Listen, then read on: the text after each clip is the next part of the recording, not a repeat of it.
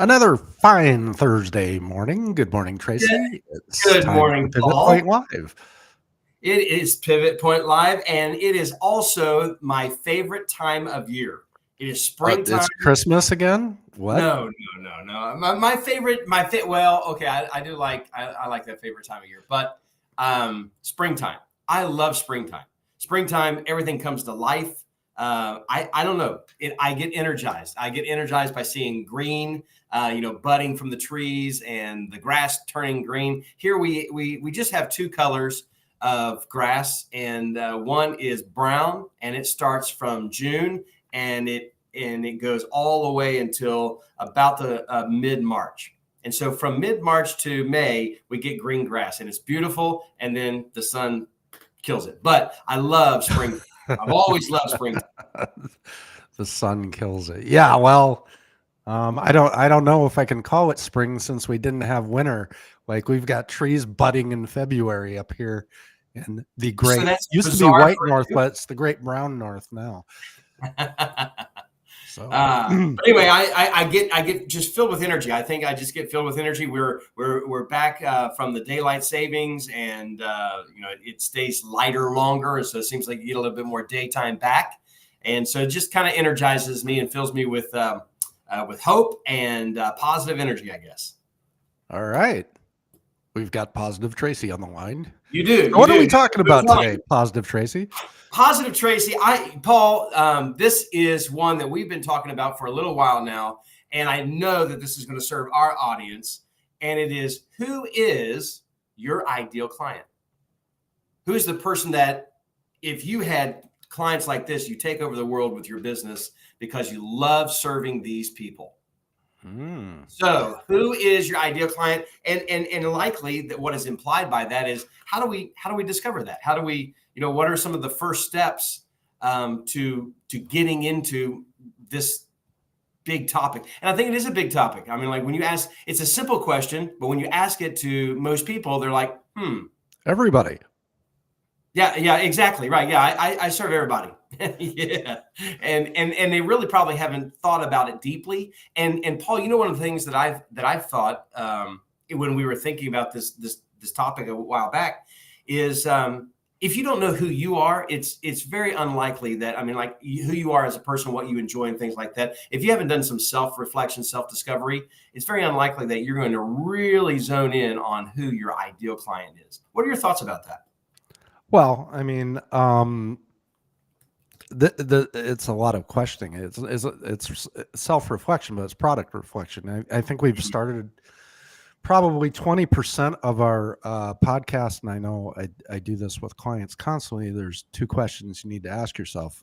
Number one, what is the problem you solve? And number two is, who do you solve it for? Which is the question we're really asking. Mm-hmm.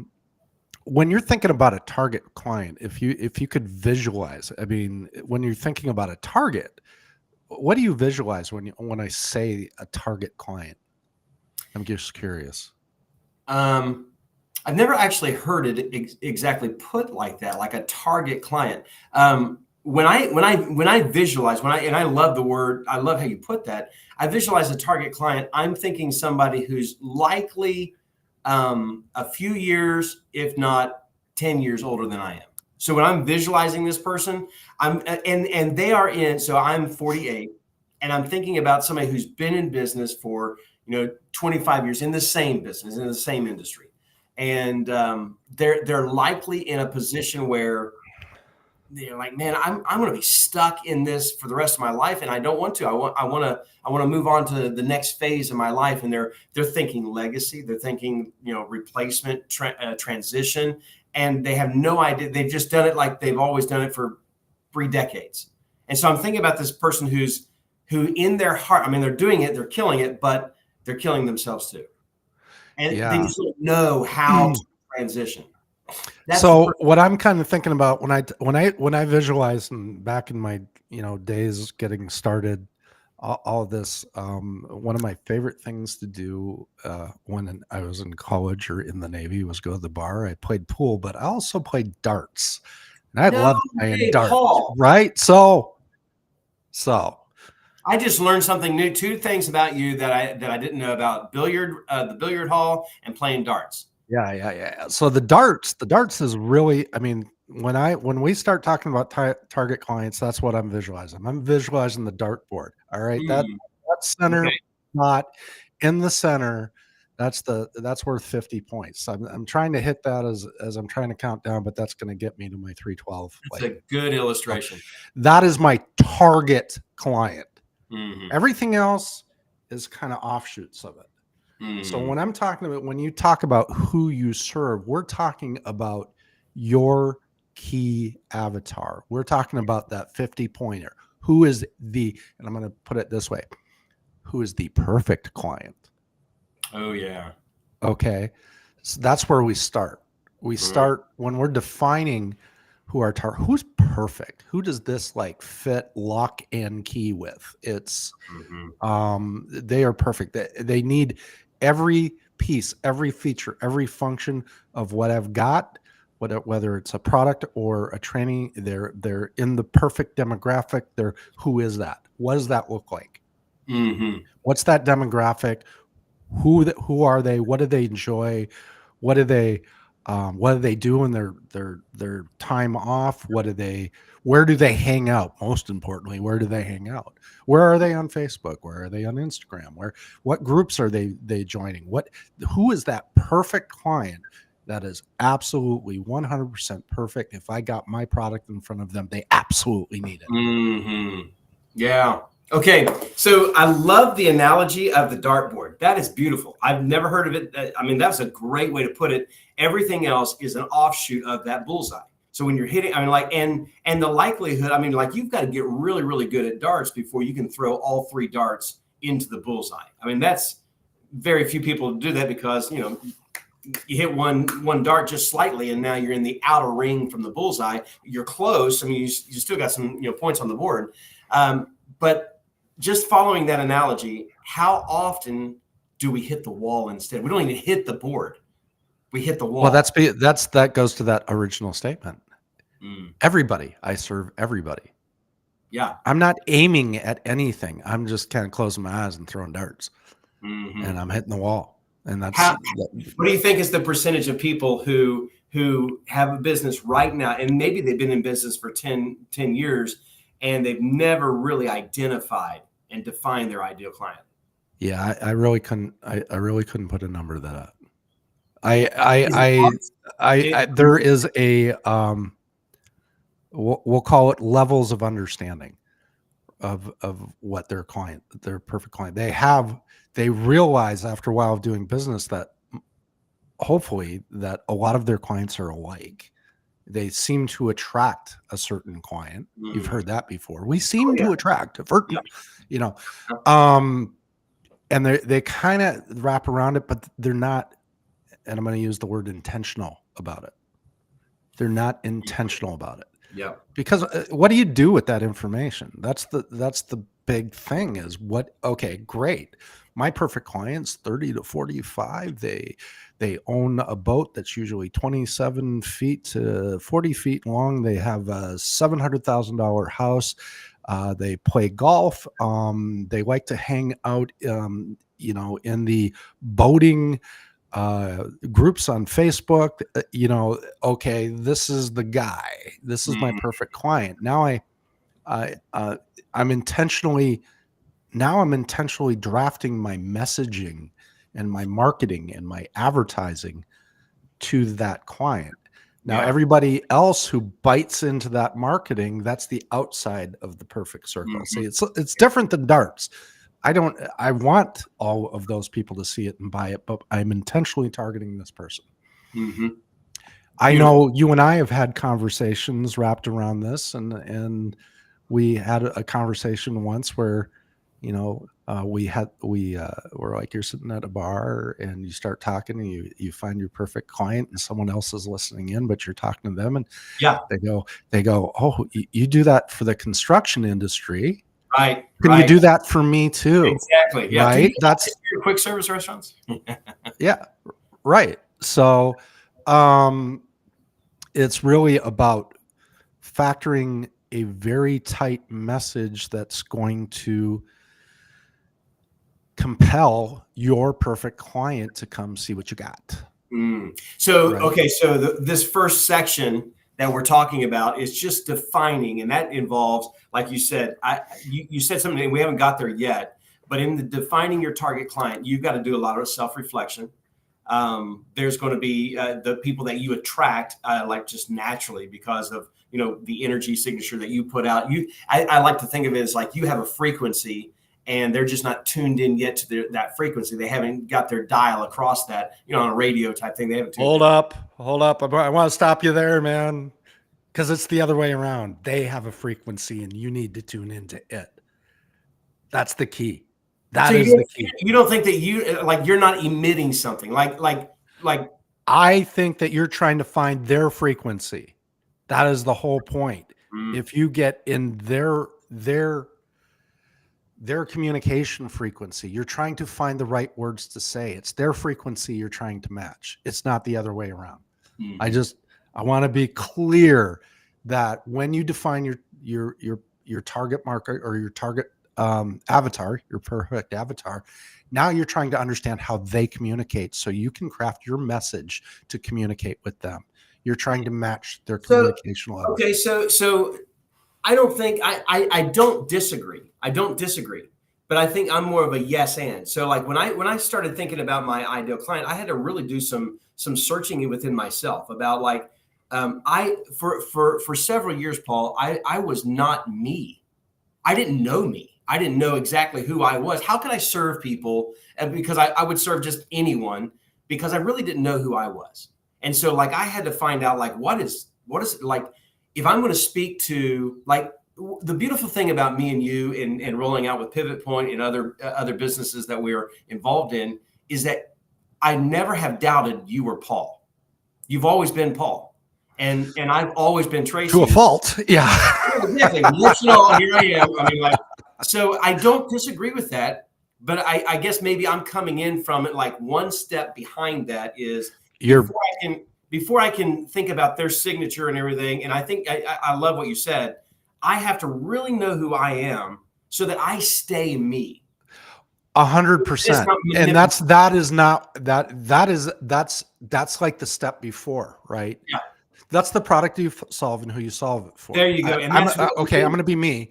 Right. Now I've got to go out and find the people so that I can message them based on that tie-in, based on that connection. See what you're doing is you're finding your connection point, right? And now you got a little tweaking to make sure that it connects out there with their connection point. Yeah. Right. Love this. So we're not disagreeing. We're just at different steps of the game. Yeah, exactly. Okay. And that's what I was feeling like. So we brought it in. Okay. So now so there was two things, and I don't want to leave this one because you brought this up about the product reflection, the problem you solve and who you solve it for. And we're really talking about that, but just can we land on that product reflection? Does that factor in to your ideal client? Absolutely. Because I mean, if they don't want, you've got to, in the fact finding and you find out if they are your ideal client and you've got a product that they really don't need, then they're not buying even if they were. So can we touch on that just a little bit? Because you brought that up and I thought, man, that's a great one. I never considered that. Well, yeah, you have to look at who this product or service perfectly serves, right? And to the conversation we just have, we got a little bit more micro into your business and your coaching, but bring it back out to all products and services. You have to find the perfect client. The second step to that is you have to test that. You have to go call people and get that product and messaging in front of those people and to say, does this resonate? Is this, does this fulfill what we're trying to fulfill here? Yeah. And if they go, yeah, it fulfills it, great. And yeah, I totally buy into it. Then you're starting to test the market and go, okay, there is what we call product market fit. Okay. Great. So now you've identified the problem you solve. You've identified who you solve it for. You've proven product market fit. You build your marketing messaging. You get your message and your social media and all that into the groups where they hang out, because you've defined that avatar, for lack of a better term. And now you are messaging and you're engaging and you're doing all the stuff wrapped around the problem, and you're bringing them back to your solution. So what, like, a beautiful summary of what we talked about so far. And what I'm pulling from that for myself is only today. And this is, I mean, and not probably in the last 2 years have I really zoned in to where I can confidently, I know who I am. I know the problem I serve. And when I speak that out, that messaging, tuning in, and how you flip the script a little bit on this one about tuning into my ideal client's frequency, I can speak so confidently, just like you said, passersby, those that are out on the outside, they, wait a minute, you do what? Man, all that sounds like what I need in my business. Do you only serve that industry? Can you serve, like, because you're so confident about who you are as a person, the problem that you solve and who you solve it for. And that resonates to nearly all points on the dartboard, because ultimately in business, the things that I do for a quick service restaurant can be done in doors and hardware company. Yep. It can be done in, like you said, construction, a software company, because I mean, it's really all these points of business that we're serving, because everybody has a lot of the same principles, even if they don't have the same products. Yeah. And don't forget, you're also, you can play multiple dart games, right? You have multiple boards. You can create another dartboard with that 50 in the middle and target that messaging specifically at that industry, with the solution worded just a little differently for that industry in their nomenclature, so that you're tuning in. Again, it's a tuning thing. You're not being you. Your product's still solving the same problem, but it's communicating it differently so that the people that need it. So 80% of the people that have a problem that need to be solved do not realize that they have a problem. So unless they identify what the problem or the symptoms of the problem, you'll never get their attention. Beautiful. I love the statistic. 80%. By the way, everybody listen to that. That's a big, big deal. And 50% are checking out solutions that will never satisfy their problem. They bought into a solution, and that's what I think. Like, why did we buy it? Well, we bought this, and none of it is addressing the real need. And that may be a fact-finding issue, for the people that they've tried. They just wanted something, and they never got hit on the right thing. So how do we do that? How do we, so from turning into the ideal client's frequency and now to actually serving them and exploring all their needs? What's the next step? Well, it's time for a trip to the doctor's office, right? The diagnosis. What does a doctor do, right? Dr. Tracy Currington. Yes. What symptoms are you having? Why are we here today? Bingo. Yeah. Bingo. Yeah. It's a trip to the doctor's office. We need to assess the symptoms so that we can make sure that we can identify the disease, and then we can prescribe the right solution. Yeah. And I think so if you were to qualify your ideal client, like my ideal client never beats me up on price, is always satisfied. There's these little things there. I don't have to offer a discount for them to do business with me, right? Like all of these things. So I've got that person. My client is a good negotiator, right? So I'm ready to negotiate. So that's because I'm looking for an educated client. Right. We're going to have we're not going to talk about price. We are going to talk about price. There's no way not to talk about price. But that's not what we're going to focus is on value delivery. Yeah. Right. From a good salesman perspective, it drives down to value. What value am I going to deliver, and where is that value? Right. Yeah. Is that value in the overall global revenue of the organization? Yeah. So if they're focused on price, there's a lot of scarcity probably in there. Like, well, how much is all this going to cost though? And then you're not focused on the product, and you're not focused on the solution. You'd rather keep your symptoms if the price is too high. But if we fix X, Y, and Z, how's that going to impact your revenue? Absolutely. Yeah. What is continuing on with this? That's a great thought, because I go to the doctor, and the doctor really wants to. They discuss my symptoms, and they're saying, okay, this is the solution for your symptom. You're like, I'm just going to keep. I'm going to think about that a little. I'm like, how long do you want to keep those symptoms? How do you want to keep? So in B2B sales, and I learned this very early in my career, but I want to say this because and this is B2B, B2C or business to consumer as opposed to B2B, business to business. There's a very key difference in B2B sales. People buy for only two reasons. They either buy to increase revenue or they buy to create efficiency and cut costs. Mm-hmm. And that is the same thing, because if you create efficiency, you're cutting costs. Mm-hmm. What was the first one? Increase revenue. Yeah, obviously. Yeah, I want to make more money. That's the only two reasons at the end of the day that they buy. So the question becomes, how much can you increase my revenue? Mm-hmm. Is the product or service a multiple? Can it multiply the increase in revenue? Or can your cost or service decrease by a multiple my costs of doing business? And what about the business to consumer? Business consumer is a lot of different things. They could.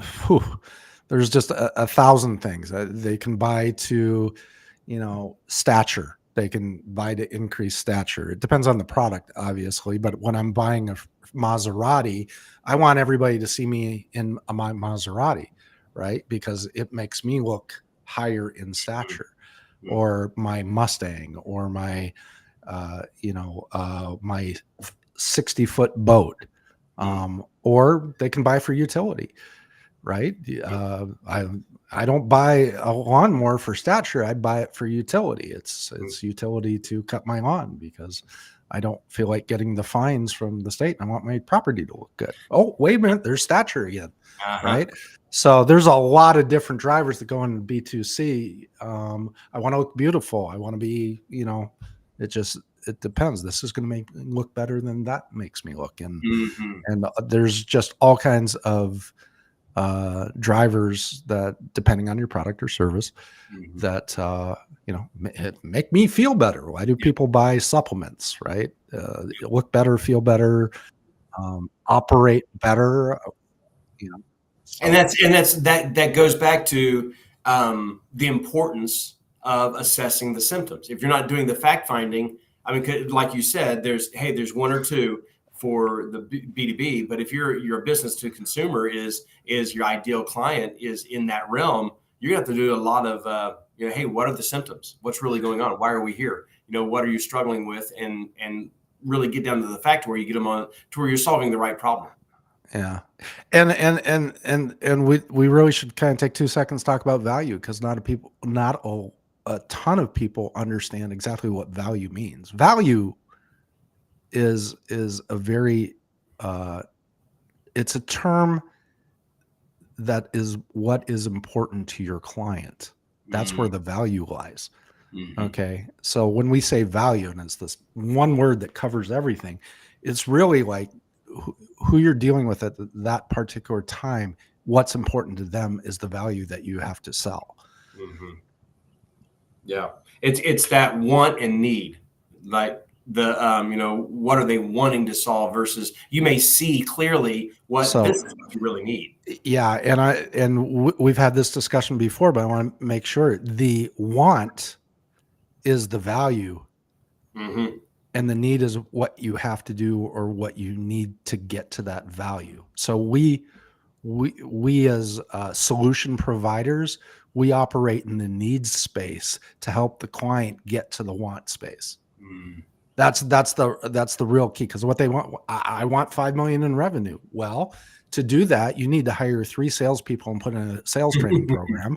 Yeah. Okay, so here's what you need to do. Here's the tool I have to help you do it to get to what you want. Yeah. And those are really, really important. It is very tough for new salespeople to get that perspective. Most don't. because they're like, we're going to sell the tool. We're going to sell the tool. This tool does this, and this. It's great. It's this. And they've never identified the want or the value, right? Those can interchange, that they need the tool to get to. Mm-hmm.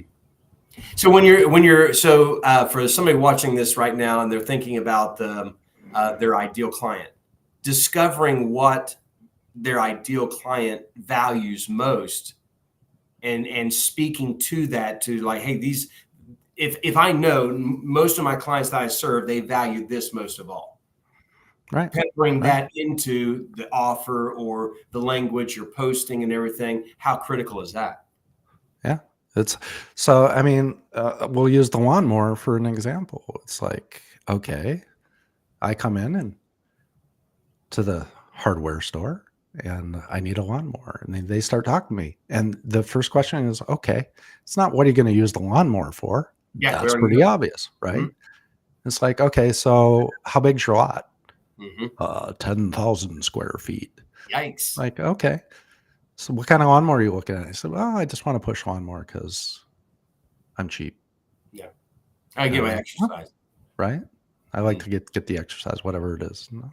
How long does it take you to mow the lawn when you use a push mower? Oh, it takes me 2.5 hours, 3 hours. It's like, what do you do for a living? What do you do for a living? I sell cars. And I work all the time. I'm a sales guy. Oh, okay. So would you make more money by mowing the lawn or by doing your job selling? Oh, yeah. So you might want to consider a rider, because it'll take you less than 15 minutes to do that 10,000 square foot lawn in there. What do you think? Yeah, you're right. Because finding out the value is the way you sell the product. Mm-hmm. And I would imagine value. Very few. I have my favorite car salesman in town. She has sold us a dozen vehicles, and whenever I come in and have that conversation, one of the first things she does is she sits me down. So what are we looking for? And I love this question.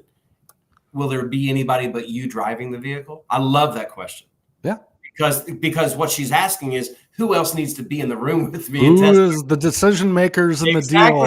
Like, who's the decision maker, and who else's opinion are we going to? She didn't even show me anything. We haven't got out of the room yet, because she's addressing the symptoms. Or the things that are like, she's getting the facts before. Don't show a product before you get all the facts, because she's got to find out what's valuable to me. And if she knows, well, I think my wife is going to, and she knows my wife, it's a deal breaker if there's no moonroof. Yeah. So she knows that there's some non-negotiables. So she's trying to find product customer fit, right? That's what she's trying to do. She wants to show you the right product. Right. She does not want to show you the wrong product. Yeah. And that slows down the sales cycle. Absolutely. Hey, we got a question. We got a question from one in our audience, and they said, how do you make your ideal clients realize that what you're offering has value and can really help them solve their problems? That is truly in the discovery process, which we've been talking about, asking the right questions to find. Remember what we said about perspective. Value is a matter of perspective. Mm-hmm. And to find what the customer's perspective on value is, how you determine what value you're selling to. Yeah. It is key. The power of sales is not the selling. The power of sales is in the questions that you ask. Yeah, it's got to be read. And honestly, I just want to throw one thing. I think salespeople get a bad rap, because the reason that we're asking the questions is so that we can put you into the right product, and that you can walk away a very happy camper, because you are getting to your want. Mm-hmm. We're giving you what you need to get to your want. That's really what this is about. It is a good exchange.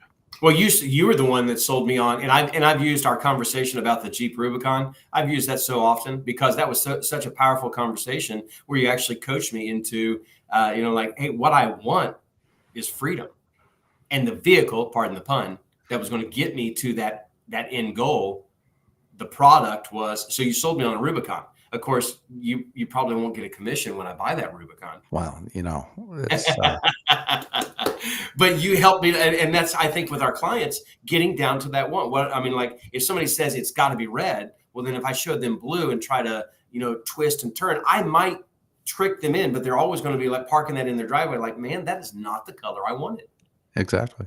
Now, Yeah. my wife has a vehicle that she gave to me because it's not what she wanted. She bought it. It's in her name. She's like, this is not what I wanted. So I had to pass on my turn to get the new vehicle. So I said, I'll take your Lincoln. And she had to go out and get her, I don't know what it was, a Ford, what was it? A Ford, it was the top line above an Escape. And I can't even think what it was. But anyway, she had to have that vehicle because that's really what she wanted. She bought a car that she didn't want because of in the process, she wouldn't either ask a question or she, I can't think of the word. She settled. She settled what was available versus what she really wanted. Yeah. Yes. So yes. Okay, so so where do we go? So defining the value in the offer is what we've been talking about. Where do we land the plane on this one? Where, as far as your ideal client, we've discussed we got to define them, and that begins with maybe some soul searching with you, and then finding their frequency and tuning into that in your messaging and how you do that, considering that when you meet with them, assessing those symptoms, and then making your offer. What is maybe a final closing remarks that we can give people for identifying and doing business with your ideal clients? Well, I think we need to wrap it up in a package, right? Because this is like the marketing package, right? Understanding the problem you solve, understanding who you solve it for, and how to communicate with that person out there in the Ethereum is the marketing package. When you figure all that out and you've got it right, then your revenue is going to shoot through the roof.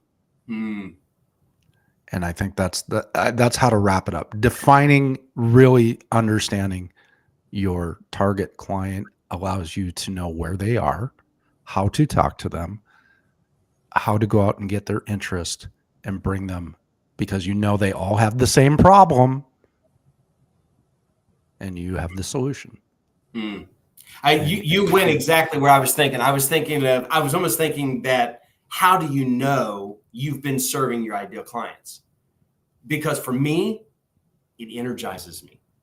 When I'm in it's a Zoom call, or I'm in person or serving that client, I'm filled with energy because I love what I'm doing. And I love, so the three things that, like, if you love what you do, you love who you do it with, and you love who you do it for, you're never looking for an exit sign. And I think about those things like in business, like, hey, like, I'm looking for another job. Really? Okay. I just think I want to quit this one. Well, which one is it? Do you not love what you do anymore? Oh, no, I love what I do. Do you not love who you do it with? Oh, I'll really miss them.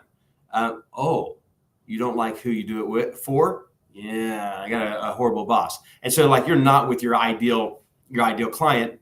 I view it the same way. Like, what is hey, the revenues are going through the roof, like you just suggested, but also I'm filled with energy. When I'm serving my ideal client, I'm filled with energy because I love what I'm doing. I love who I do it with, and I love who I do it for. Yeah, I mean, ultimately, back to the outcomes, right? Your outcome when you get this all aligned and right is success. That's the outcome. Who doesn't like success? Right.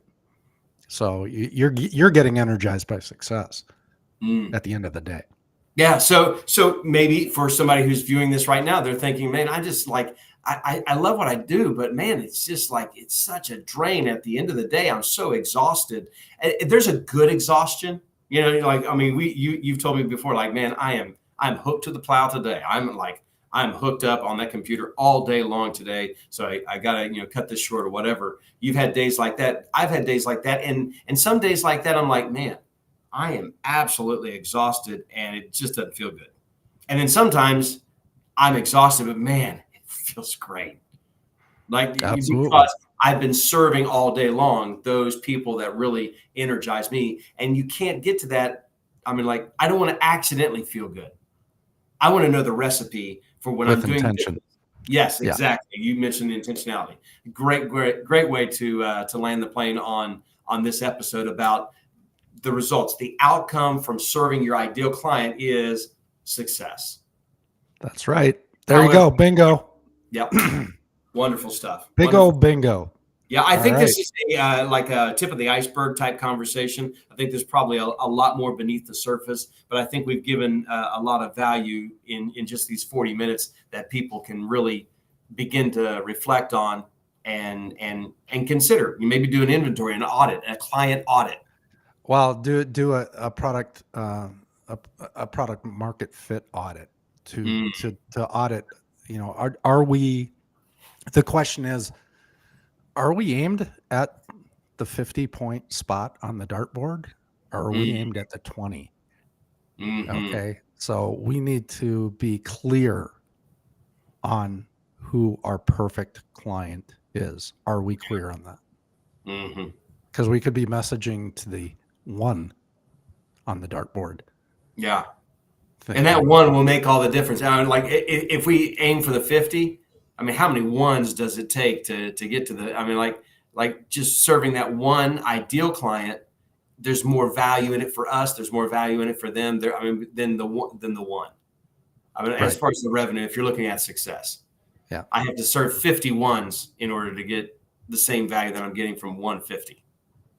Well, yeah. I was looking at it more from the perspective of I'm not aimed at my client, so I'm getting 1% of what I would if I was aimed at the 50. Right. So it's a target client perspective. That's what I was saying, that this goes a whole lot deeper than what a 45-minute conversation can. Oh God, yeah. Unpack. Heck yeah. Yeah. Good stuff. Good stuff. And by the way, you're watching this today, we have the opportunity to coach you through things like that. If you ever consider Paul and Tracy from Pivot Point, we hope that this has been a help to you. Paul, I absolutely enjoy hearing your wisdom and hearing what you've learned in your time of business, and iron sharpening iron on these calls. Outstanding. Excellent. Well, we'll look forward to seeing everybody next Thursday. Excellent. On Pivot Point Live. Boom. Take care of you, everybody.